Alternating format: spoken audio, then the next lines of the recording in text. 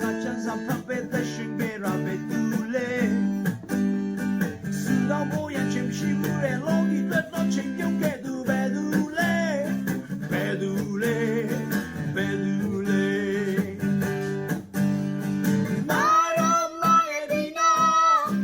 စင်ချင်ကပြင်းစီဆိုင်အောင်တော့ချိန်နိုင်လေအချင်းနေကိုစေတဲ့ Mafia!